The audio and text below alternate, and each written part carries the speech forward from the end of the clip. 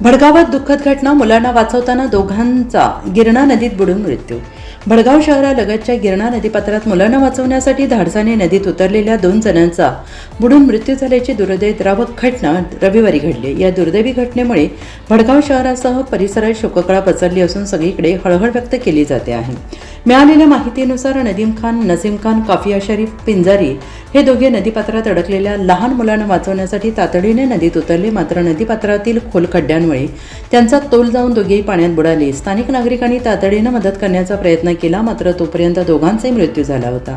दरम्यान स्थानिक नागरिकांच्या मते नदीपात्रात सुरू असलेल्या अवैध वाळू उपशामुळे मोठ्या प्रमाणात खोल खड्डे तयार झाले असून याच खड्ड्यांमुळे ही दुर्घटना घडल्याचा आरोप करण्यात येतो आहे।